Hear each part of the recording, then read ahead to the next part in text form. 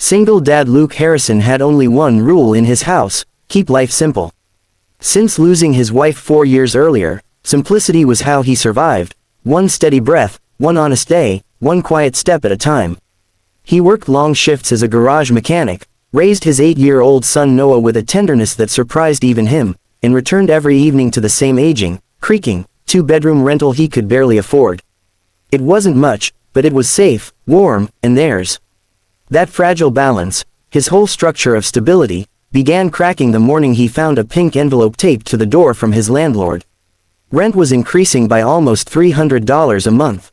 Luke stood frozen on the porch, sunlight hitting the paper like a spotlight, exposing every fear he tried to hide: the medical bills still lingering from his wife's illness, the rising cost of groceries, the overtime that was drying up.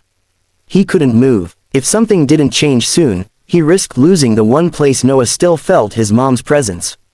That night, after Noah fell asleep curled against the couch, Luke made a decision he'd never imagined making: he would rent out the spare room.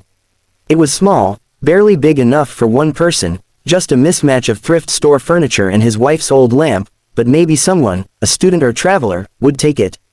And maybe, just maybe, they would save his home. He posted the listing online with shaky hands, expecting no one to reply to a tiny room in an aging neighborhood. But the very next morning, a message appeared from 2 college girls asking if he allowed shared occupancy.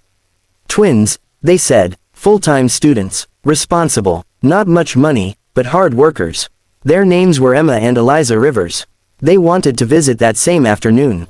Luke hesitated. He'd imagined one tenant, someone quiet, but beggars couldn't be choosers, and the rent increase was already looming like a storm. He sent back a yes. At precisely 3 o'clock, they arrived, 2 girls around 20, identical enough to confuse anyone, with auburn hair pulled into messy buns, backpacks slung over their shoulders, and a politeness that felt almost old-fashioned. They spoke softly, asked permission before entering each room, and complimented everything, even the peeling paint in the hallway. They didn't flinch when Luke explained the rules: no loud music, no overnight guests, shared bathroom on weekdays because mornings were chaotic before school drop-off. They looked at each other and smiled with relief, as if expecting harsher terms. "We're used to sharing everything," Emma said. "We won't be any trouble," added Eliza, almost in perfect sync. Their gentleness eased Luke's tension. They weren't partying types. They weren't reckless. They were 2 hard-working kids who genuinely needed a safe space. And he desperately needed help with rent. By that evening, the twins had moved in. At first, Luke tried to keep his distance. He wasn't used to strangers in his home. But the twins, polite as they were, had a way of slipping into their lives without disrupting anything. They cooked simple meals and always left the kitchen cleaner than they found it. They studied late at the dining table, whispering equations to each other. They laughed quietly, always trying to match the rhythm of the household instead of bending it. And Noah, the shy, observant boy who barely spoke to anyone outside school, became strangely fascinated by them. He'd peek around corners just to watch them draw, study, or braid each other's hair. One evening, when he dropped his toy robot near their feet, it was Emma who knelt and fixed the broken arm with a smile that looked like it carried the sun. Noah smiled back, the way he rarely did anymore. Days spilled into weeks, and the house began changing in subtle ways. Emma left encouraging notes on the fridge for Noah: "Good luck on your spelling test. Your drawing is awesome. We believe in you." Eliza helped Luke repair the leaky faucet, learning quickly and laughing every time water splashed onto her face.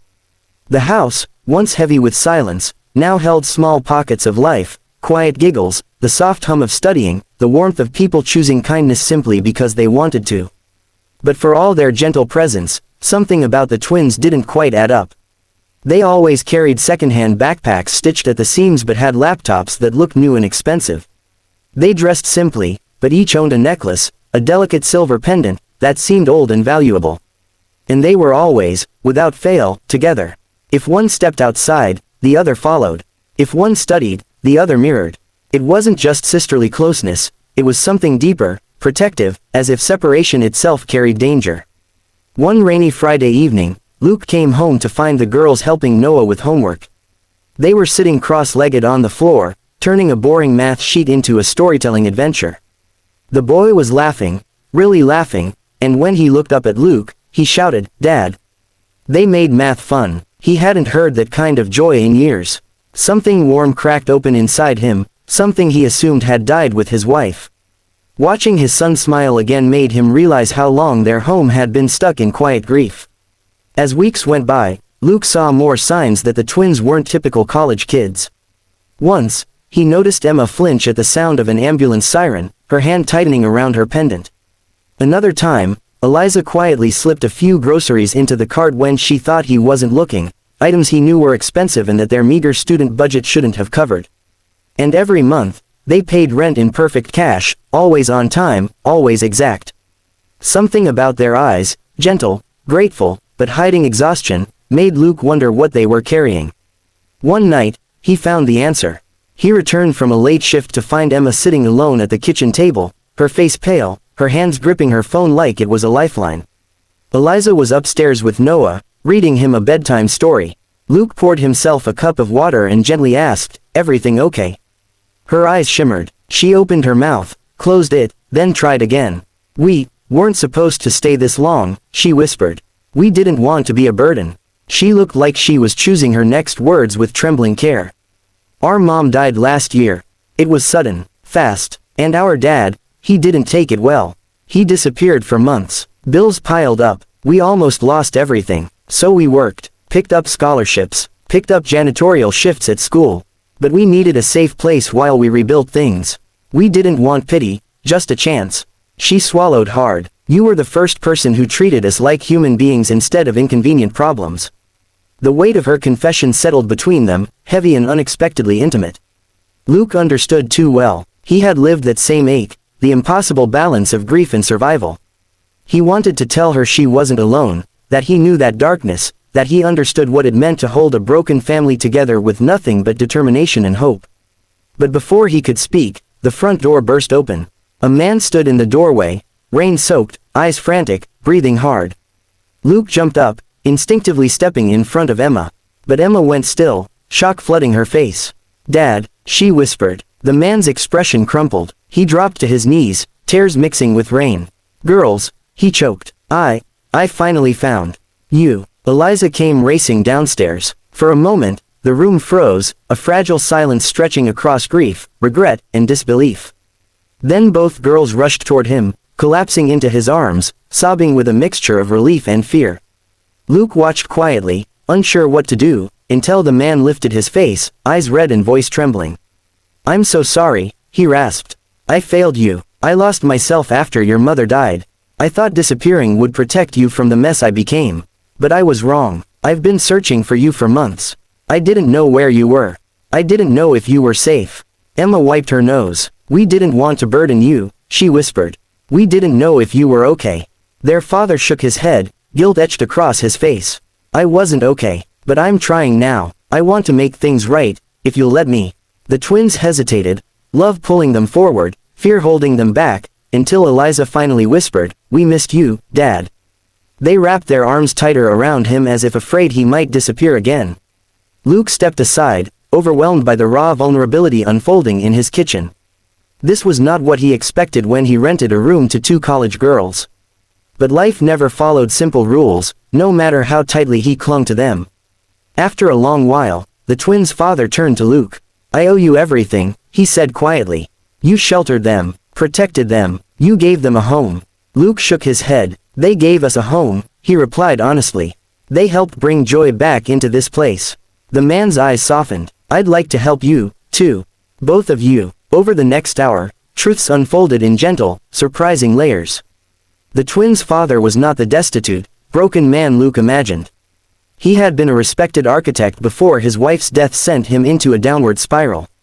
In the months since, he had sought treatment, reconnected with colleagues, and slowly rebuilt a stable career. He wasn't wealthy, but he wasn't helpless anymore, and he wanted his daughters to come home. Yet when he suggested packing their things, the twins hesitated. Emma looked at Noah's sleeping form on the couch. "We're not ready to leave yet," she whispered. "Not entirely." And Luke, who expected to feel relief at the thought of his home returning to its quiet, simple state, felt instead a hollow ache. In the coming weeks, an unexpected rhythm formed. The twins slowly integrated back into their father's life, but they still visited often, helping Noah with homework, joining Luke for dinner, filling the house with the gentle joy that had once saved them. Their father also kept his promise. One Saturday morning, he arrived with a contractor's clipboard, walked through the home, and said simply, "Let me help." He repaired the roof, repainted the walls, upgraded the plumbing, and even fixed the backyard fence Noah had always wanted to climb. He refused to accept money. "You gave my daughters a safe harbor," he said. "This is the least I can do." But the greatest gift came quietly, without ceremony.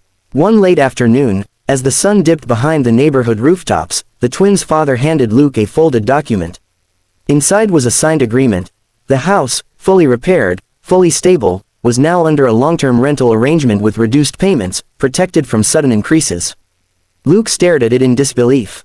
"Why would you do this?" The twins stood beside their father, their identical smiles glowing with affection. "Because you gave us a home when we had none," Emma said softly. "Now we want to make sure you and Noah never lose yours." Luke felt tears gather, not from sadness but from the breathtaking grace of unexpected compassion. He looked at Noah, who was giggling in the yard with the twins, and realized that this entire journey, had been a circle of kindness returning to itself. As months turned into seasons, the bonds between their families only deepened.